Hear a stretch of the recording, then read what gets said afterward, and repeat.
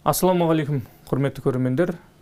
Сайрам ақшамы подкастының бүгінгі қонағы халықаралық құқық PhD докторы, заңгер, исламтанушы Бекбосынов Ермек ағамыз келіп отыр. Ассаламуалейкум аға. Уалейкум ассалам. Қош келдіңіз. Қош болдық. Бүгінгі біздің подкастымызда дін саласында мемлекеттік саясат тақырыбында сұхбат өрбітеміз. Яғни еліміздегі түрлі конфессиялардың жұмыстарының құқықтық реттелуіне қатысты, сондай-ақ діни ахуалға қатысты сөз қозғайтын боламыз. Сізге алғашқы сауалым, жалпы дін саласындағы мемлекеттік саясат не үшін қажет? Оның маңыздылығы қандай? Оның атқаратын функциясы не? Осы бойынша бір көрермендерімізге түсінікті болу үшін ашып алсақ. Бірінші өте дұрыс орынды сұрақ. Бірінші бұл жердегі мұны дін саласындағы мемлекеттік саясат деген ұғымдық тіркес бар. Сол жерде негізгі үш сөз бар. Бірінші ол дін, екінші мемлекет және саясат деген. Осы үш сөзге бірінші анықтама беруден бастайық. Енді қанша дегенмен осы Мұхтарез атындағы Оңтүстік Қазақстан зерттеу университетінің заң факультетін және халықаралық қатынастар және халықаралық құқық кафедрасының доценті ретінде, соның қатар исламтанушы заңгер ретінде сонда анықтама беріп кеткен дұрыс. Дұрыс ары қарай жалғастырып тақырыпты бір ашып алайық. Бірінші бұл дін дегеніміз не дегенде қысқаша анықтама беруге тырысайын. Дін дегеніміз бұл Құдайдың заңы, бұл мұсылмандық қысқаша анықтамасы. Немесе оны діни құқықтық сипатта беруге болады. Дін дегеніміз жаратушының бұйырған, міндеттеген, тыйым салынған, құқықтық шектеген және рұқсат берген үкімдердің жиынтығы деп анықтама берсек болады.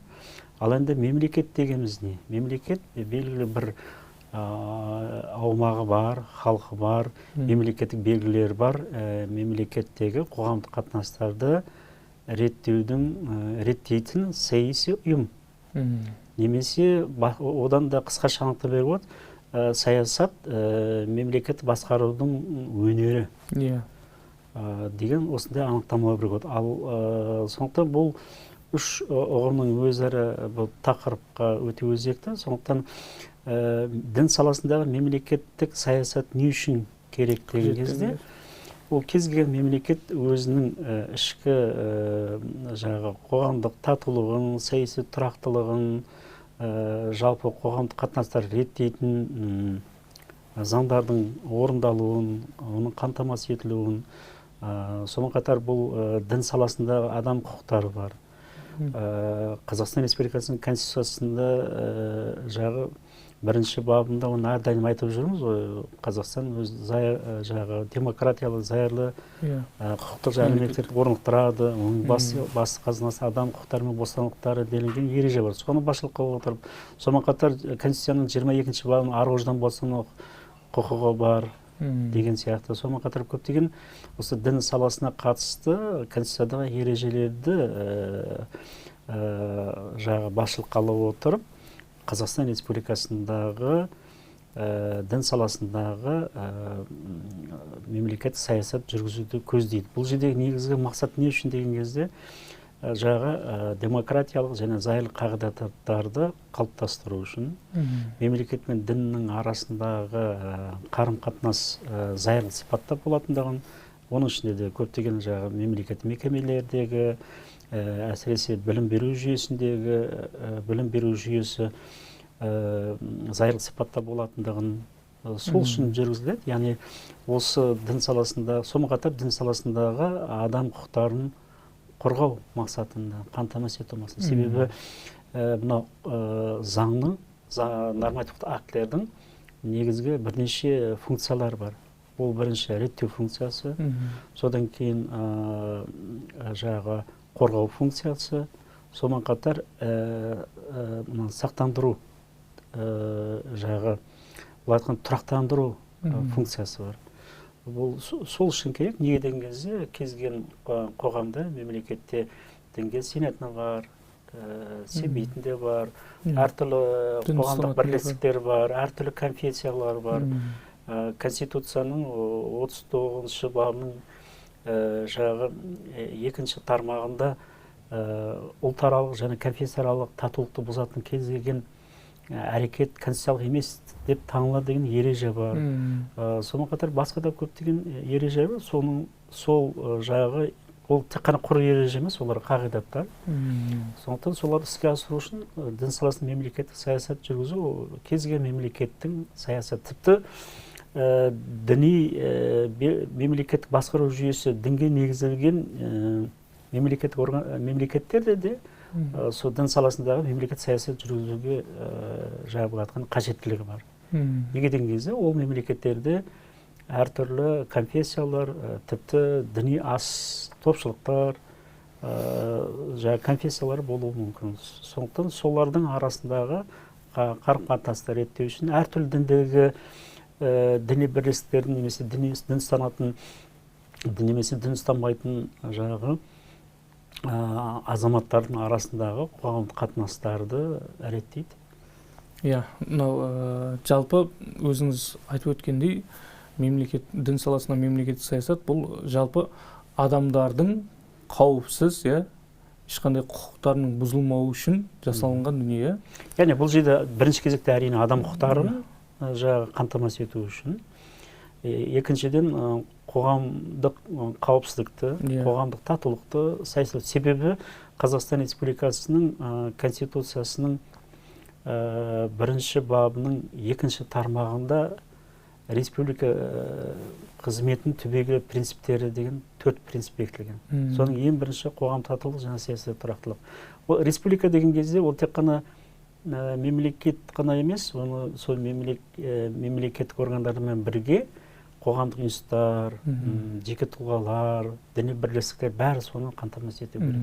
Өйткені қоғамдық татулықтың ішінде отбасылық татулықтан басталады да, діни татулық, саяси татулық және де басқа да көптеген татулық дегенде бұл жерде енді бір-біріне пікірлері қарама-қайшы болуы мүмкін, бірақ жаңағы агрессия немесе бір басқыншылық көрсетіп, немесе келемеждеп, немесе тиісті белгілер бойынша кемсітпеу, осындай нәрселердің алдын алу үшін болған жағдайда соларды тиісті Қазақстан Республикасының ұлттық заңнамасына сәйкес жаңағы заңды бұзған тұлғаларды құқықтық жауапкершілікке тарту мақсаты көзделеді.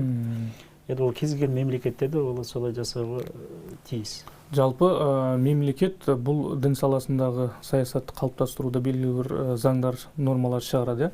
Десе де оның ары қарай жұмыс жасауына қоғам да мүдделі. Өйткені мысалы айтатын болсақ, белгілі бір мемлекет тарапынан белгілі бір дінге басымдық бермеу, оны қаржыландырмау жақтарын өздері істейтін болса, ал қалған жақтары мынау басқа діндерге жаңағындай құрметпен қарау, сыйластық таныту, толеранттылық білдіру деген сияқты бұл қоғамның тарапынан да жаңағындай жасалынатын жұмыстар болу. Бұл жерде тек қана мемлекеттік тұрғыда ғана емес, қоғам да бұған атсалысу керек. Әрине, бұл өйткені олар мысалы былтыр мен бір Қызылорда қаласында неге қатыстым, ол жерде әртүрлі діни конфессиялардың өкілдері қатысты. Сол жерде мен негізгі идея ретінде енді исламтанушы болғаннан кейін, әрі заңгер болғаннан кейін заңдарды айта келе, қасиетті Құран кәрімдегі Худжурат сүресінің 13-ші аятын айттым. Ол жердегі аяттың негізгі мағынасы мен бүкіл адамзатты бір атадан, бір анадан таратып өрбіттім дейді. Яғни адам ата Хауаны жаратты, адам атаны бірінші жараттым, одан кейін Хауаны жараттым. Алғашқы отбасы болды, алғашқы отбасыдан кейін әулеттерден кейін бірте аталар, бірлестіктер, рулар, тайпалардың негізінде ұлт қалыптасады. Ұлттардың негізінде халықаралық қатынастар шыға келеді. Ол жердегі негізгі мақсат сол тіпті әртүрлі ұлттар болу, әртүрлі діндердің негізі Құдайдың тарапынан жіберген бір-ақ дін. Бірақ енді шариғаты әртүрлі. Оны Абай Құнанбайұлы өте жақсы түсіндіреді. Құдайдың діні біреу, бірақ шариғаты өз заманына қарай белгілі бір қауымдарға, қоғамдарға көптеген пайғамбарлар өткен. Қасиетті Құран кәрімде 28 пайғамбардың аты аталынады, оның 25-інде толыққанды келісіледі, 3-еуінде пікір талас бар жағы. Бірақ хадисте 2 хадис бар, 124 мың немесе 224 мың пайғамбар өтті деген. Біздің ұстаздарымыз айтады, сол екеуін қосақтап айтқан абзал болады дейді. Демек, қасиетті Құран кәрімде аят бар, бүкіл қауымдарды пайғамбарлар жібердік. Ешқандай қауым пайғамбарсыз қалмаған деген мағынаға келетін аятты жібереді. Одан шығатын қорытынды не? Ол барлық халықтарға, тіпті мысалы түркі тілдес халықтарға, басқа да түрлі халықтардың барлығына пайғамбарлар жіберілген, олар өз міндеттерін атқарған. Сондықтан бұл діннің негізінде де ондай осындай қағидаттар, ережелер бар. Осыда сұрақтан сұрақ туады демекші, өте керемет айттыңыз. Осы сұрақ көпшілік адамда бар да. Неліктен пайғамбарлар сол араб өңірінен түбегіне шыққан, мысалы Израиль мен араб мемлекеттеріне жағынан шығу, бір ұрпақтан ғана қалыптасты. Сонда ар жақтағы оңтүстік Америка не болды, болмаса Африка жақтар қалай болды, болмаса мына жақта шығыс жақтарда не болды, олар немен өмір сүрді, қалай өмір сүрді деген сұрақтар пайда болады. Ол бойынша да бізде нақты деректер бар ма, бұлай ғылыми? Бұл бағытта зерттеу жұмыстар өте көп.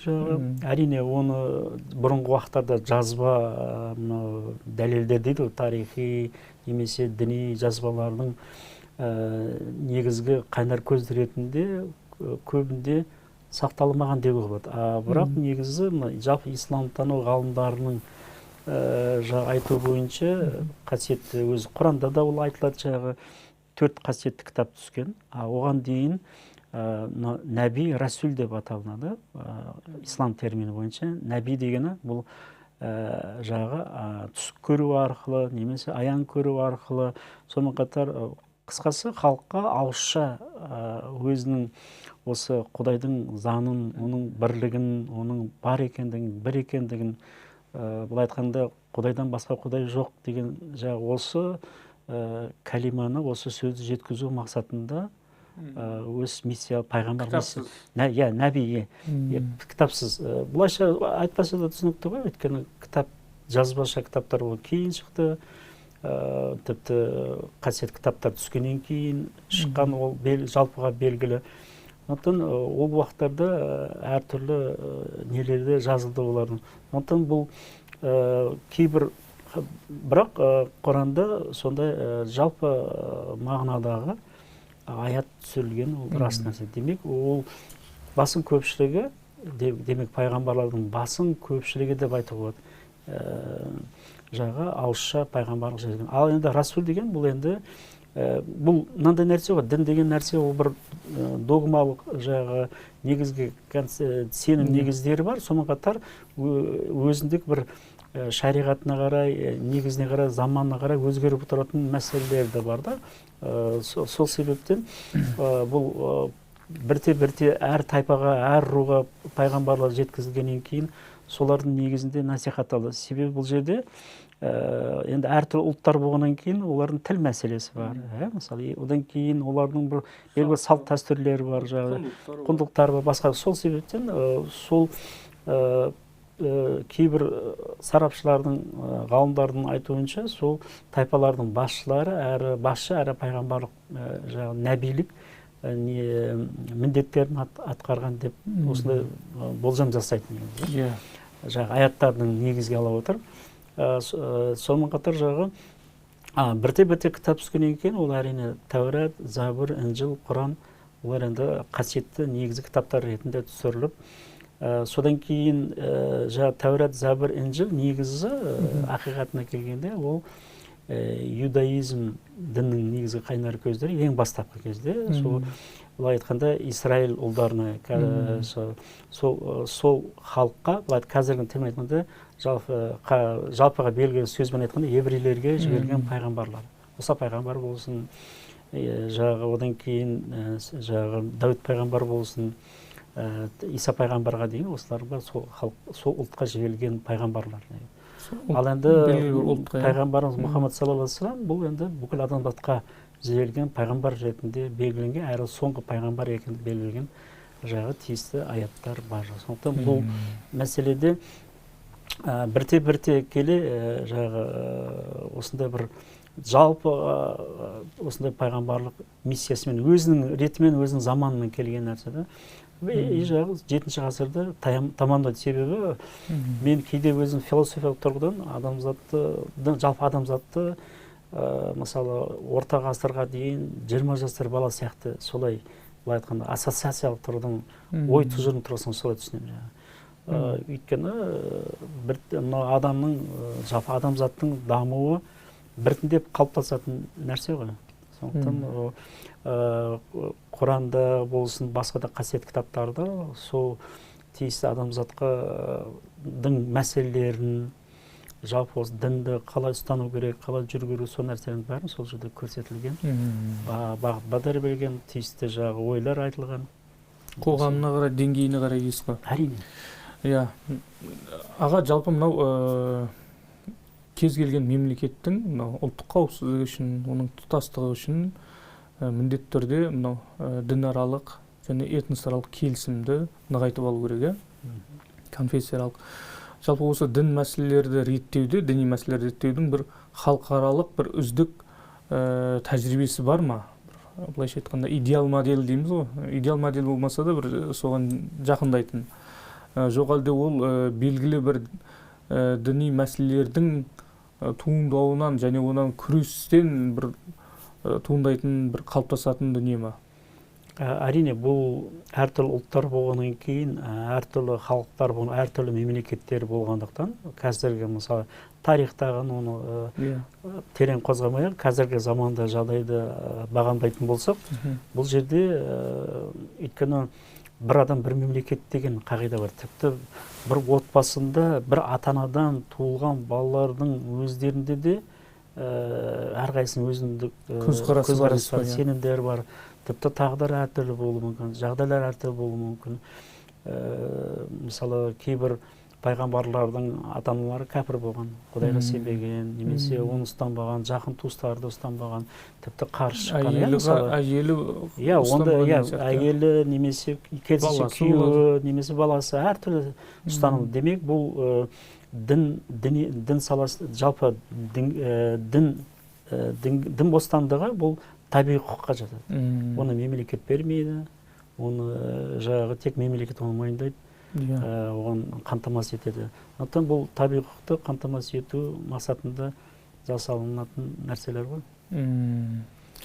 Жалпы бір халықаралық тәжірибеде бір мықты мынау халықаралық тәжірибе деп енді оны бұл жерде мынандай белгілі бір халықаралық тәжірибе деп айту қиындау. Неге деген кезде ол енді әртүрлі діндер бар. Мысалы, Біріккен ұлттар ұйымының, ЮНЕСКО ұйымының бағамдауы бойынша 3 әлемдік дін бар.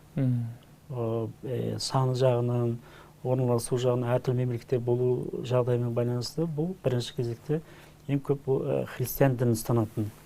Олардың ішінде де конфессиялар бар жағы, оны білесіздер, католиктер, православие, протестанттар және тағы басқалар. Ал одан кейінгі бұл Будда дінін ұстанады.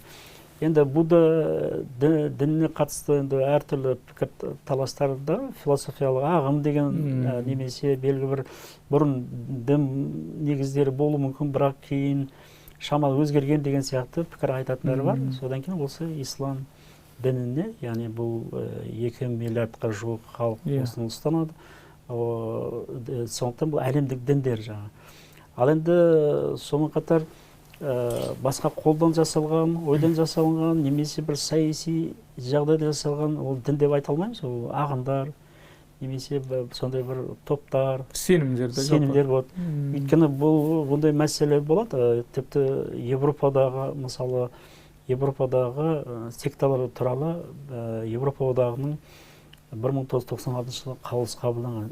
Не үшін қабылданды? Себебі ол Европада да сол дін саласындағы мәселелер болды.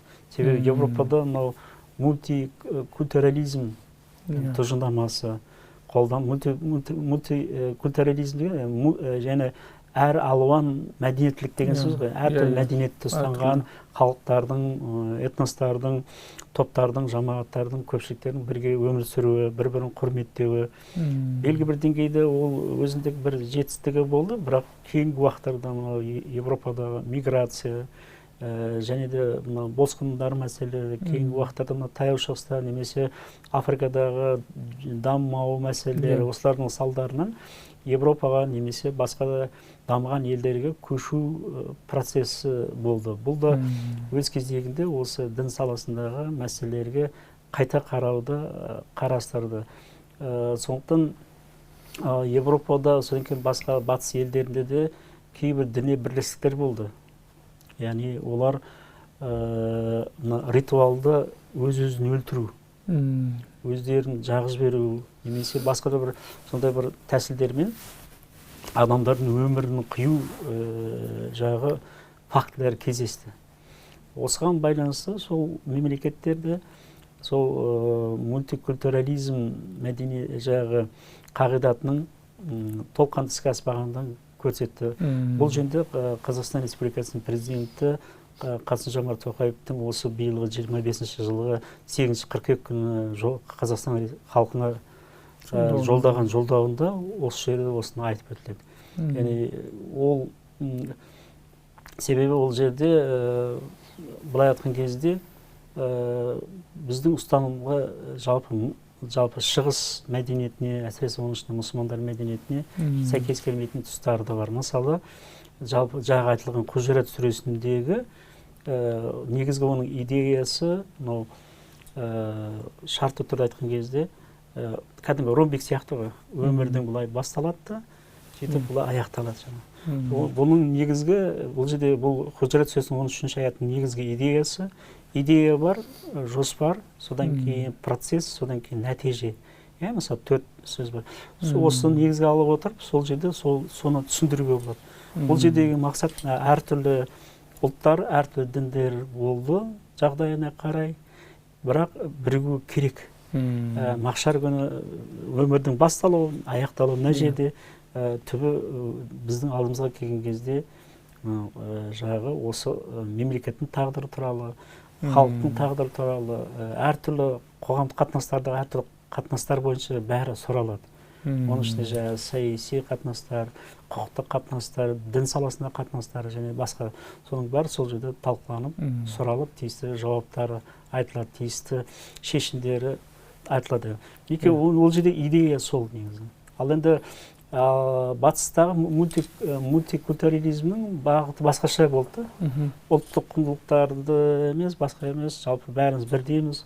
Дұрыс, ол негізгі қағида, бірақ негізі менің жеке ойым, көп сарапшылар онымен келіседі деп ойлаймын, өзіңіздің ұлттық құндылықтарымен, мәдениетімен бірге өркениеттік бүкіл адамзатқа ортақ құндылықтарға ұмтылу деген сондай қағидаға келген дұрыс. Бұл жөнінде Біріккен ұлттар өркениеттер альянсы бар.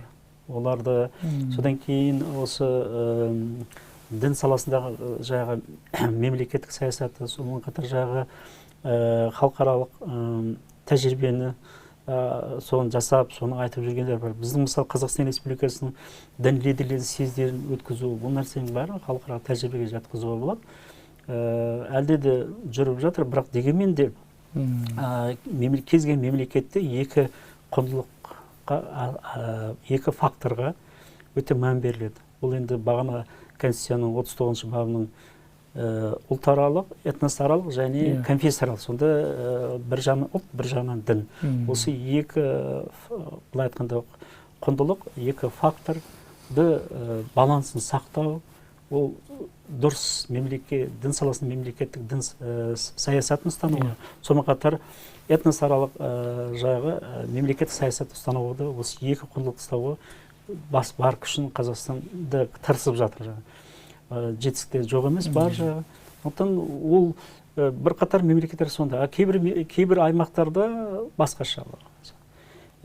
Жалпылама айтсақ, мысалы, Европада діннің рөлі шаман төмен түскен. Керісінше діннің төмен рөлі түсіп, ұлтшылдықтың элементтері күшейіп кеткен. Енді бұлай салыстырма жалпы тұрып айтқан кезде, діннің рөлі күшейіп кеткен жерлерде ұлттық құндылықтардың деңгейі төмен түскен. Сондықтан осы екі былай айтқанда құндылықтарды қатар ұстау керек, балансын сақтау керек. Негізгі мынау көптеген тарихта болған, қазірде болып жатқан соғыстардың содан кейін қару қақтығыстардың басым көпшілігінің негізгі себепті фактор кешені әрине ол сол ұлтаралық, дінаралық мәселелерге туындап келеді. Иә. Дұрыс. Жалпы осы біздің мемлекетіміз жаңа зайырлы мемлекет деп жатырмыз ғой. Кейбіреулер осы зайырлық ұғымын бір діни еркіндікті шектейтін бір құбылыс ретінде қабылдайды да. Жалпы діни еркіндік пен зайырлықтың арасында қандай баланс болу керек? Жалпы кейбіреулер ойлағандай зайырлық ұғымы діни сенімді болмаса сол дінін насихаттауға бір қойылған бір шектеу ме? Солай қабылдай аламыз ба? Негізі ондай былай айтқан кезде мынандай ғой, бізде заң ғылымда, құқықтану жүйесінде мынандай тәсіл бар. Бәріне рұқсат тек қана тікелей тыйымнан басқа дейді. Немесе керісінше бәріне тыйым салынған тек қана тікелей рұқсаттан басқа дейді. Осындай конструкция бойынша, осындай жаңағы былай айтқанда формула бойынша айтар болсақ, ол енді бұл формула Құранда да бар. Қандай мысал деген кезде, мысалын келтіріп кетейін діни сипаттағы. Мысалы Құран кәрімде аят бар. Бақара сүресінде өлексе, қан, шошқа жаңағы доңыз еті, өлексе, Алла есімсіз сойылған мал харам деп келеді. Келесі аятта мәжбүрленсе, шектен шықпаса рұқсат етіледі. Ода күнә жоқ деген аят бар жаңағы. Бұл енді бұл жерде қияс жасалынады, ұқсастандыру жасалынады. Сол тиісті қатты бір зәру қажетті жағдайда рұқсат берілуі мүмкін жаңағы. Тура сол сияқты жаңағы дін саласындағы жалпы дін саласындағы құқық, жалпы кез келген адамдардың құқықтары мен бостандықтарының барлығы, әсіресе ой бостандығы, сөз бостандығы, дін бостандығы, еңбек ету бостандығы, бірлесу бостандығы, бостандықтың бірнеше түрлері бар. Осылардың бәрі табиғи құқыққа бағын айтқанда. Табиғи құқық ол адамның өзінің еркіндігі, іске асырса да, асырмаса да ол үшін жауапкершілігі жоқ. Біздің Қазақстан Республикасының заңнамасы бойынша, көптеген мемлекеттердің заңнамасы бойынша тиісті бір жауапкершілік. Бұл енді адамның өзінің табиғи құқығы деп сөйтіп дәріптеледі жаңағы. Сондықтан бұл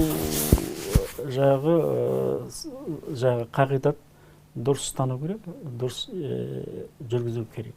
Демек, зайырлық ұғымының бір белгілі бір дінді шектеуге болмаса қарсы. Зайырлық қағидаты бұл не ғой? Зайырлық қағидат деген ашықтық.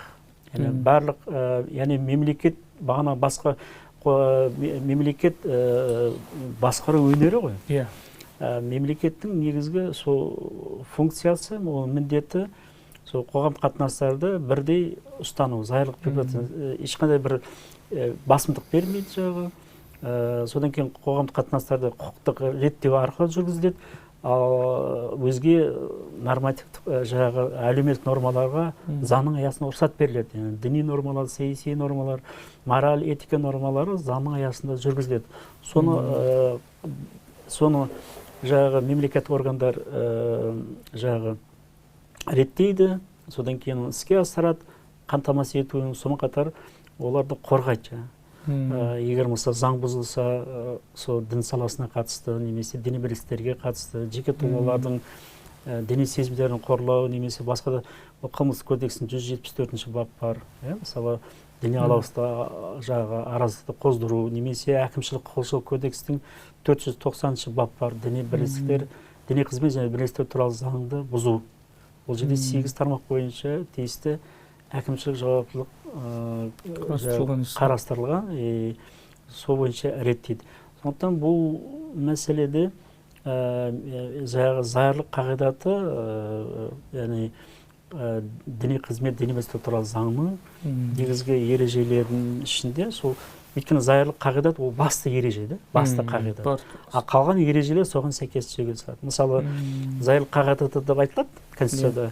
Ал енді діни қызмет, діни бірлестіктер туралы заңның 3-ші бабында мемлекет және дін бір-бірінен бөлінген деген жағы осындай ереже бар. Бұл да салалық заңның қағидаты жағы. Сол жерде көрсетіледі. Бұл деген не деген сөз? Тарқатып айтар болсақ, мемлекеттік жағы органдар діни бірлестіктің қызметіне араласпайды, заңға қайшы келмесе. Немесе керісінше діни бірлестіктер мемлекеттік істерді басқаруға, араласуға, немесе мемлекеттік органдарда өздерінің құрылымдарын құруға ол тыйым салынады. Бұл айтқан кезде зайырлық сипат деген сол. Бір жағынан білім беру ұйымдарында ол жерде білім беру әдістемесі, білім беру бағдарламалары бәрі зайырлық сипатта.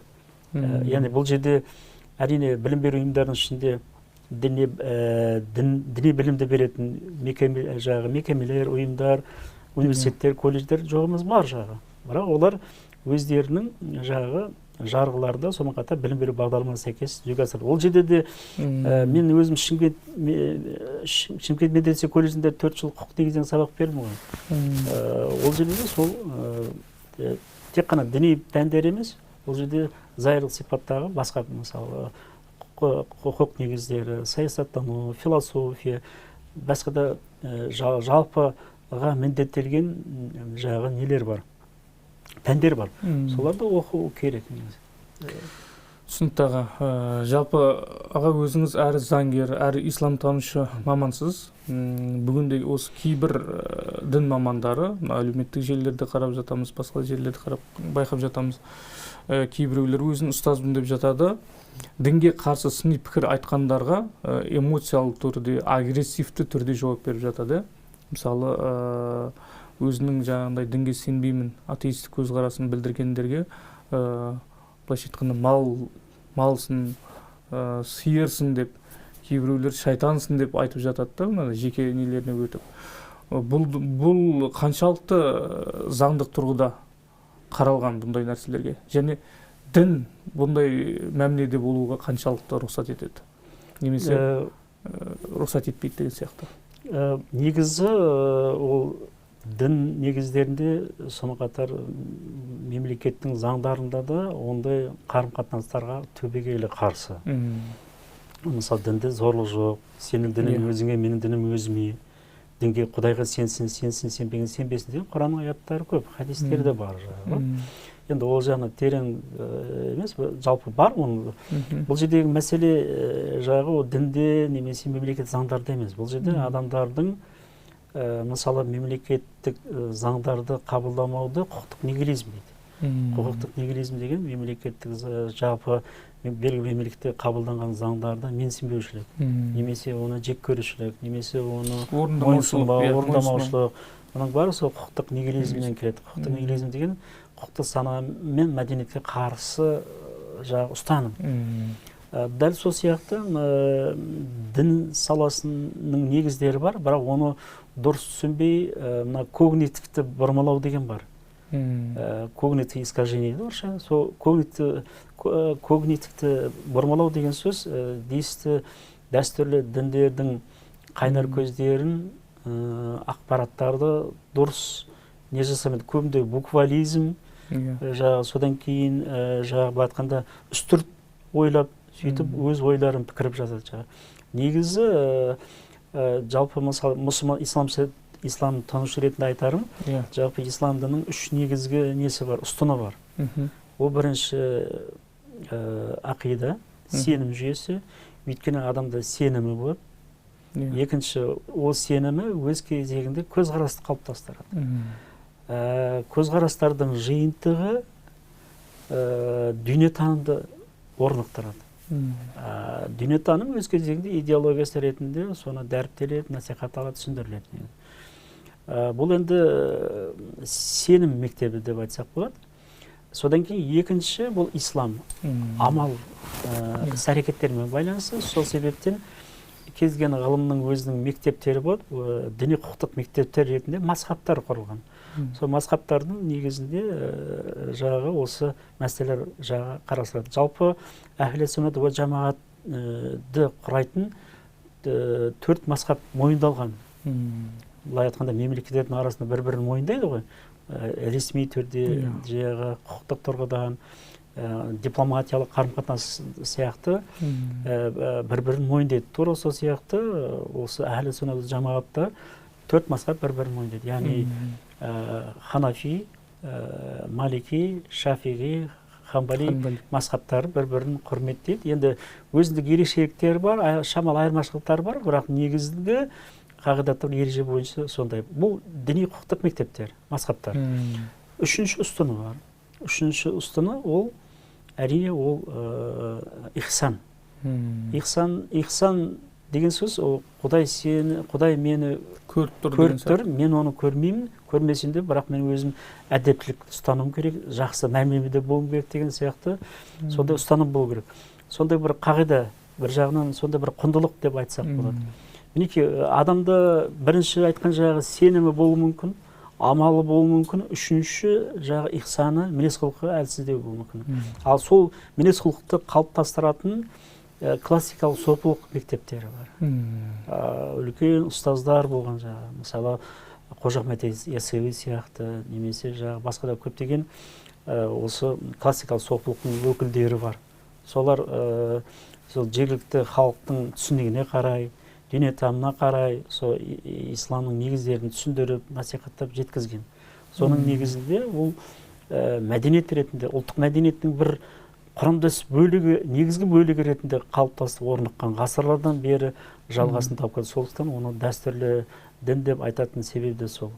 Сондықтан бұл сол кейбір ұстазбын деп жүргендердің онда айтуы, ол бірінші кезектен моральдық, этикалық жағынан, заңнамалық тұрғыдан да, шариғат тұрғысынан дұрыс емес. Оған тиісті жауапкершіліктер бар. Мысалы, әрине ой бостандығы, сөз бостандығы бар.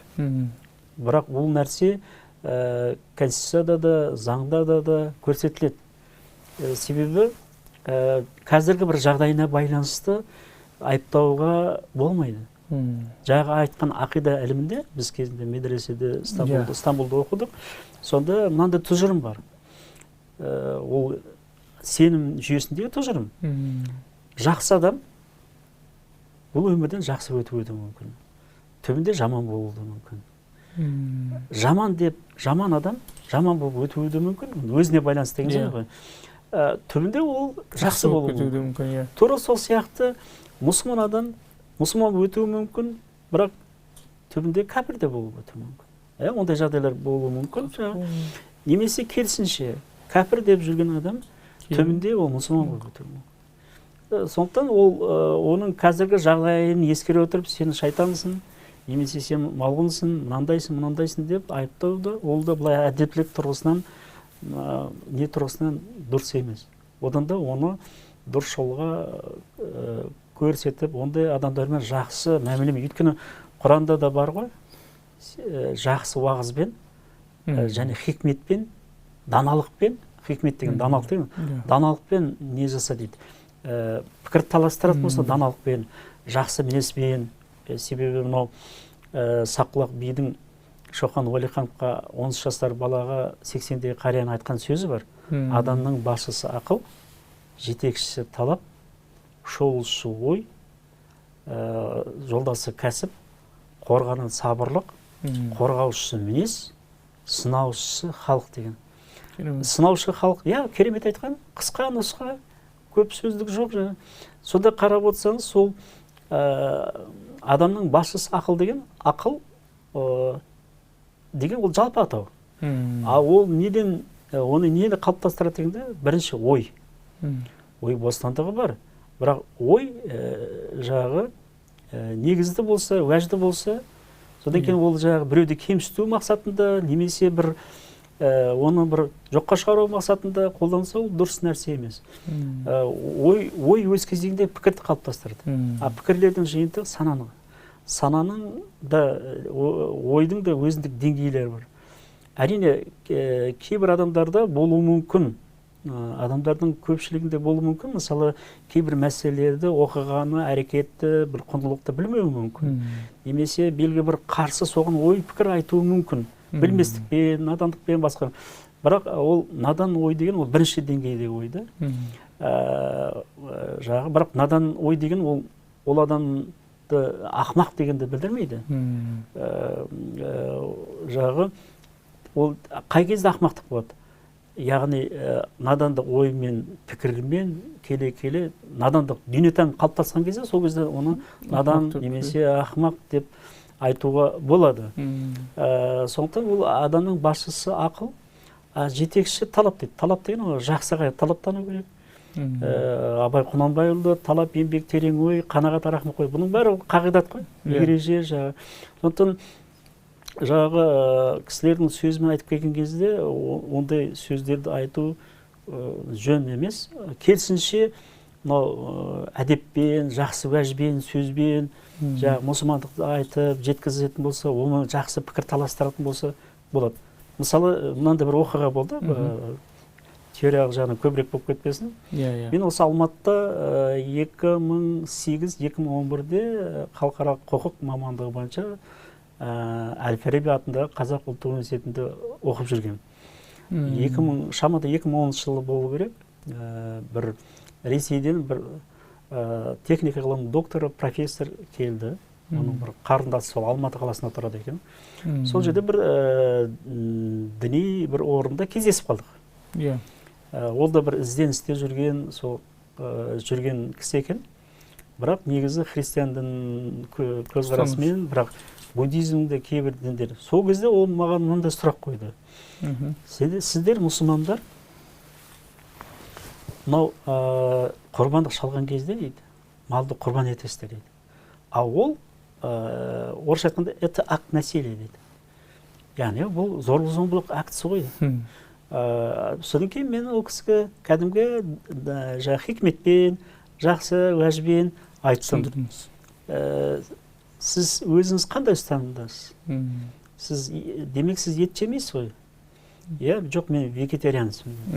Сол кезде мен оған сұрақ қойдым. Қараңызшы дедім. Сол қазақтың қарапайым сөзімен айтқанда шөп шаламдардың олар да тіршілік иелері болмаған ба? Деген сұрақты қойды, ол логикалық сұрақ. А біздер мұсылмандар ол кезде не істейміз?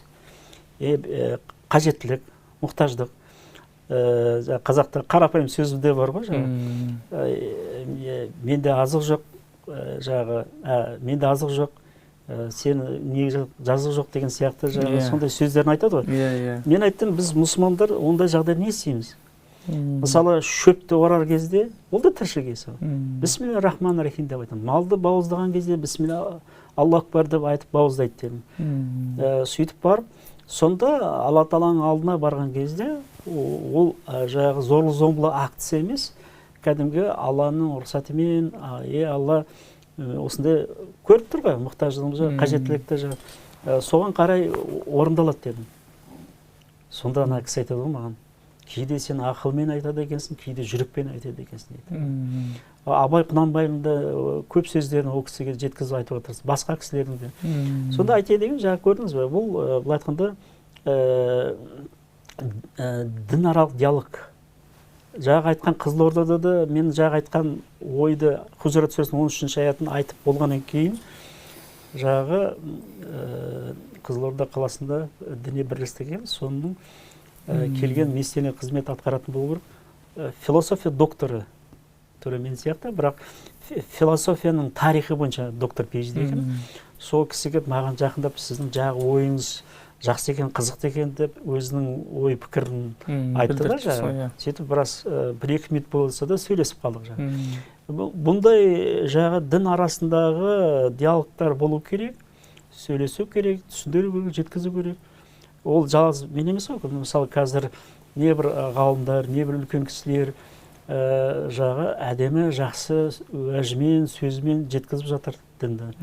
Ал енді өзі білмейтін кейбір тұстары болады кейбір адамдарда. Мысалы кейбір бауырларымыз болды, өздерінің насихаттарында кейбір өзі толық білмейтін нәрселер бойынша айтылып қалған. Ал ондай нәрселер адамдардың тарапынан түсінбеушілік. Дұрыс нәрсені айтса да жеткізу мәселесінде шамалы кемшілік бар. Резонанс тудырып жатыр. Ондай жағдай болады мысалы жағы.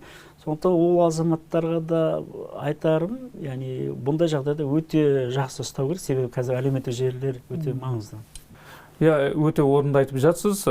Жалпы кез келген ғылым, мысалы ғылымның дамуы үшін оған бір сыни пікірлер, оған қарама қайшы жаңағындай пікірлер туындауы заңдылық. Және сондай пікірлерге қарсы жауап бере отырып, ғылым да дамиды. Сол секілді дін де, мысалы біздің дінімізге айтылып жатқан сыни пікірлердің туындауы да негізінде заңдылық деп ойлаймын. Кез келген нәрсеге адамның бір сыни ойы, пікірі болуы керек. Бірақ жаңағындай қатты моральдық, болмаса бір құқықтық тұрғыдан бір бұзылатындай болмау керек, Сол секілді біздің осы дінге қарата айтылған сыни ойлауға, пікірлерге кейбір жаңа айтып өткеніміздей дін мамандарының соған жауап беремін деп өзінің ойын дұрыс жеткізе алмау, болмаса бір білімінің жаңағындай жетпеуінен айтқан жауаптары қоғамдық резонанс тудырып жатады. Жалпы осы дінге сыни пікір айту қаншалықты дұрыс, болмаса жаңа оған жауап берудің әдебі қандай жалпы? Жалпы кез келген нәрседе сыни ойлау, сыни пікір болу керек. Өзі қасиетті кітаптарда, оның ішінде Құран кәрімде осы ақылмен, ақыл ол құр ғана не емес. Өйткені ақыл ол Абай атамыздың өлеңінде де өте керемет түсіндіріледі. Қайрат пен ақыл жолда бар, қашқанға да қуғанға дейді. Әділет шапқат кімде бар, сол жарасар туғанға дейді. Бұл сөздің негізгі мағынасы не? Қайрат пен ақыл ол екі күш. Айтқанда физикалық күш, және ақыл білімнің күші дейді. Қазақта сол үшін айтады, білекті бірді жығады, білімді мыңды жығады дейді. Демек, жағы қайраттың күші, содан кейін ақылдың күші. Бірақ ақыл мен жол табар, қашқанға деген сөзде, ол жерде жақсылықтан қашқанға да жағы жамандықтан қашқанға да деген мағынада түсіну бар. Кейбір жақсылықтан қашады. Сол үшін жағы келеңсіз әрекеттер жасайды. Жамандықтан қашқанға деген ол енді тақуалығын, неден жоғын жоламайын деген сияқты діни ұстаныммен немесе басқа бір ар-ұят негіздермен өзін ұстанады. Қоғанға деген жақсылықты қоғанға да, жамандыққа қоғанға деген сияқты бұл жерде адамдардың ниетті мақсатына байланысты айқындалады ғой. Сондықтан бұл жағы кейбір бауырларымыз осындай бір көпшілік жерде насихат немесе көп нәрселерді айтар кезде абайлап айтқан жөн. Неге деген кезде кез келген адам ол барлық нәрсені біле алмайды. Барлық нәрсені мұсылмандық тұспен айтқанда тек Құдай ғана біледі.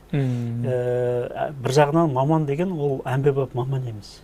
Белгілі бір сала бойынша білуі мүмкін, белгілі бір салалар бойынша білмеуі мүмкін. Сол себептен мен бағана айтып өткен надан ой, қараң ой, содан кейін үстірт ой. Бұл түпсанадағы. Одан жоғарғы тағы 4 ой деңгейі бар. Ол дұрыс ойлар, қарапайым ой, бұл сауаттылық деңгейінде. Содан кейін кәсіби ой, сол саланың маманы. Содан кейін терең ой, Абай атамыздың терең ойы, яғни кәсіби ойдан кәсіптік тәжірибе жинақтай келе адамда белгілі бір не жасауы мүмкін. Тәжірибе қалыптасып, терең ой, терең сананы, терең дүниетанымды қалыптастырыңыз.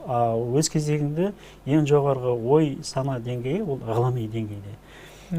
Демек, ал бір адам өз саласында білгенмен екінші саланы білмеуі мүмкін.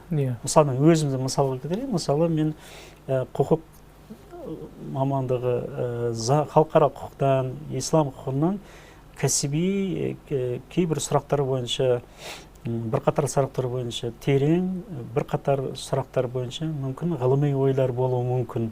Мысалы, тұжым жасай алуы мүмкін жаңағы. Өзінің қабілетіне қарай, еңбегіме қарай. Бірақ сол саладағы бәрін білем деген мағынаны білдірмейді. Ал енді керісінше, жағы жеті ойдың деңгейі бойынша, мысалы, мен өзім білмейтін салалар бар, оқиға туралы, немесе бір тарих туралы, немесе белгілі бір нәрселер болса, оның сол саланың өзінің тиісті мамандар болды. Сол себептен Құран кәрімде аят бар. Білмесеңдер, білетіндерден сұраңдар. Демек, ол әр саланың өзінің маманы болады, солар айту керек. Ондай мәселелерде сұрақ болған уақытта ешқандай ой алудың қажет жоқ. Тиісті мамандарға сүйенек, жүгінек, соның кеңесін айтып барып, соны айтам деген ой болса тіптен жақсы. Негізінде мысалы өте дұрыс айттыңыз, діннің өзінде салалар бар, мысалы фиқх саласы дейді, ақида саласы дейді, сондай-ақ жаңағы пәтуа бөлімі бар деген сияқты. Әр саланың өзінің мамандары бар. Одың тәжірибесі де болады ғой. Десе де кейбіреулер ойлайды, бір дін маманы имамдалатын болса, ол барлық жан-жақты болу керек, және жан-жақтан бір маған бір үкім айтып беретіндей, бір мәселенің шешімін айтып беретіндей болу керек деген сияқты бір түсінікте болады. Ондай емес қой. Өзіңіз жаңа айтып өткеніңіздей, бір саланың бірнеше мамандар болуы мүмкін. Иә. Тәжірибесі болуы мүмкін. Сондықтан да біз олар да түсіну керек, әрине. Бір сұраққа қатысты бәрін басқа нәрсені былайша айтқанда не дейді? Әмбебап бола алмайды ғой бәрібір. Әрине. Бұл жерде мына салыстырмалы түрде түсіндіріп кетейін. Мысалы, кез келген адам жаңағы әмбебап маман емес қой. Мысалы дейік, судья. Судья ол заңгер, мамандығы заңгер. Заңгер болмаса ол судья бола алмайды. Немесе прокурор, немесе жаңағы адвокат, немесе нотариус. Тек заңгерлік білім арқылы ғана сол қызметтерді, лауазымдарда бола алады. Ал енді олардың өздері әмбебап емес қой. Мысалы, бір сот сараптамасы түрлері 60-тан астам түрі бар. Қазіргі біздің мысалы Қазақстан Республикасының заңнамасы бойынша сот химиялық сараптама, сот биологиялық сараптама, сот психиатрлық сараптама деген басқа да көптеген сараптаманың түрлері өте көп. Ал оларды тиісті мамандар, сарапшылар жасайды. Соларды шақырып не жасайды? Олардың берген сараптама қорытындысын негізге алып отырып, олармен пікір алмасады, сұрақтар қояды, мысалы жеке немесе соттың процесінде, немесе сотқа дейінгі тергеу амалдарында басқа жағдайларда соның бәрін сұрастырады. Соны тиісті дәлелдемелерді жинау, оны зерделеу, бағалау бойынша сондай жұмыстар атқарады. Сонда барып тиісті шешім қабылдайды. Мысалы, тура сол сияқты имамда, басқа да кез келген мамандарда өзі білмейтін салалар бойынша тиісті мамандармен ақылдасқан жөн. Құран кәрімдегі сен белгілі бір нәрсені білмесең, білгендерден сұраңдар деген аят, ол тек қана діни имамға немесе басқаларға айтқан жоқ. Ол жалпылама айтылған нәрсе. Яғни ол сала бойынша сен білмесең, соны әжі болса оны келісіп, не жасап, егер мысалы сондай арнайы пікірталастар болатын болса, ондай сұрақтарды алдын ала пікірталастың нелерін қою керек те, мысалы регламенті, қойылатын сұрақтардың ауқымы, оның мазмұны, сондай нәрселер бойынша. Кейбір жағдайларда болады, мысалы құқықтық, саяси немесе геосаяси сұрақтар да болады. Ондайларға тиісті мамандар болу керек. Оған барлық адам барлық сұрақтарға жауап береді деген нәрсе жоқ. Ол былай өте күрделі нәрсе. Сондықтан оған арнайы дайындық керек. Оны былай айтқан кезде көп ойдың елегіне өткізу керек. Жауап берудің себебі дұрыс емес, немесе толық емес жауап бергендіктен ол атеистер, немесе басқа теріс ағым өкілдері, басқалары бұлар ешқандай жауап бермейді, немесе осындай бұлардың бәрі оқымаған, үстірт айтады, бүйтеді, сөйтеді деген сияқты ойды қалыптастырады. Сондықтан бұл ақпараттық, белгілі бір ақпаратты жеткізудің, оны түсіндірудің тәсілдері көп. Сол себепте бізде сарапшыларда мынандай түсінік бар, тілдік радикализм деген. Басқа бөле тілден дейді. Дұрыс ойды айтпайды, дұрыс жеткізе алмайды, немесе кейбір жағдайларда болады. Ол кейбір бауырларымыздың, яғни дәстүрлі ұстанғандардың кейбір кемшіліктерін айтып отырмыз ғой. Бірақ олардың сөздерін қырқып алып, ондай мақсатта да қолданатын бар. Себебі ақпараттардың субъекттері үшке бөлінеді ғой. Бірінші топтағылар естушілер, тыңдаушылар және оқитындар. Бұл топ әлсіз топ. Екінші топтағы ақпарат жинайтындар. Бір ақпаратты шынайы білейін, жақсы түсінейін, ілім жинайын, білім жинайын деген мақсатты қойған кісіге жақсы. Бірақ баса мақсатта кемсітейін, мұқатайын, басқа қылайын деген нәрсе, әрине ол моральдық тұрғыдан да, этикалық тұрғыдан да, және заң тұрғысынан да, шариғат тұрғысынан да ол қарама қайшы нәрселер. Ал үшінші ақпараттардың білгірі. яғни сол деңгейге жету керек. Қазір енді ақпараттық кеңістіктердің, әлеуметтік желілердің күшейген кезі, жасанды интеллект немесе басқа да көптеген технология өмірімізге кіріп жатыр. Ал сол себептен ол жерде тіпті кейбір сұрақтар бойынша жасанды интеллектке сұрақ қойып жауаптарын алу мүмкін. Бірақ жасанды интеллект ол адамның табиғи интеллектінен туындаған жасанды технологиялық жүйе ғой. Жаңағы былай айтқанда құрал, жасанды интеллект бір жағынан ол адамның қабілеттілігі, сол жасанды интеллекттің өзіндік қабілеттілігі, бірақ оның да жауаптары кейде бұрыстау болуы мүмкін. Әрине, ол өйткені сол базадағы жауаптарды ұсынады ғой, былайша айтқанда, сараптап алып. Ол жерде жаңағы осыған дейінгі дін мамандарымен сұхбаттасқанда да болды. Жалпы қазіргі уақытта әлеуметтік желіде жат діни ағымдардың белсенділігі жоғары. Олар өзінің идеологиясын әлеуметтік желі арқылы тықпалауға тырысады. Сондай-ақ қазіргі уақытта осы жасанды интеллекттен де бір деструктивті діни идеологияның таралу қаупі бар ма деген кезде әрине деп жатыр. Себебі ол жерде ол жасанды интеллектке сол жазған сұрақты ол сол ғаламтордағы жинақталған ақпараттық базадан алып береді. Ал ол жердегі базаға кім көп сол тақырыпта мәлімет орналастырады, содан алып береді дейді. Ол жерде жаңағы Абу Ханифа мазхабында бола ма, болмаса салафизм бағытта бола ма, жоғарыдысы тағы басқа да деструктивті діни ағым. Бұл жерде жаңағындай ғой, өзіңіз айтқандай, нақты бір дерек көзге, нақты бір адамға, нақты бір ғалымға жүгінген әлдеқайда тиімді. Жалпы қорытынды сұрақ болсыншы, жалпы біздің мемлекетімізде, қазіргі еліміздегі діни ахуал қалай? Жалпы діни ахуалдың ішінде осы дін саласында мемлекеттік саясаттың жүзеге асырылуы қалай? Халықтың оны түсінуі және жаңа айттық қой, қоғам тарапынан да белгілі бір ықпал болу керек деген сияқты. Ол қалай болып жатыр осы бойынша? Жалпы дін саласында мемлекеттік саясаттың негізгі құрамдас бөліктері бар. Ең бірінші ол зайырлық жағы принципті қағидатты орнықтыру. Яғни бірте-бірте қалыптасады оған түсінік бойынша. Екінші, дін саласында адам құқықтарының сақталуын, яғни оның қорғалуын жағдайын қамтамасыз ету. Үшінші, бұл осы дін саласында ұстанған конфессиялардың, діни бірлестіктердің, жеке тұлғалардың дінге қатысты, бір-біріне қатысты ой пікір айтуы мүмкін, пікір талас болуы мүмкін, басқа болуы мүмкін. Сол нәрселердің жағы ұлттық заңнамаға сәйкес кемсітпеуін немесе басқа да жағдайларын болдырмауға тырысу. Ондай жағдайда әрине жағы заң бойынша жағы бағана айттық қой, әкімшілік құқық бұзу кодекстің 490 бабында ол жерде бар. Діни сезімдерді қорлау, дін ұстанған діни бірлестіктердің немесе бірлестіктердің мүліктеріне, адамдардың жеке тұлғалардың діни заттарына мысалы тиісу, білдіру, барлығы сол заңға сәйкес жағы құқықтық жауапкершілікке тартылады. Сондықтан сонымен қатар жағы еркін, жағы былай айтқанда ең негізгі саясат сол бағана айтып өткендей кәдімгі ой бостандығы, сөз бостандығын, шығармашылық нені жақсы айтып отырып, бүкіл жағы моральдық, этикалық, әдептілікті сақтай отырып, бір-бірін құрметтеу, бұлай кемсітпеу мақсатында әңгіме жүргізсе, сұхбаттаса, пікірталас жүргізсе, пікірталастан қорықпау керек, жүргізе беру керек. Мен де өзім ара кітік көп шығып тұрамыз жағы, мысалы жағы жекелеген. Енді біз кейбір теологтар сияқты медийный болмасақ та, өйткені бір жағынан ондай сөз сөйлеуге де шамамыз келеді, пікір таластыру келеді.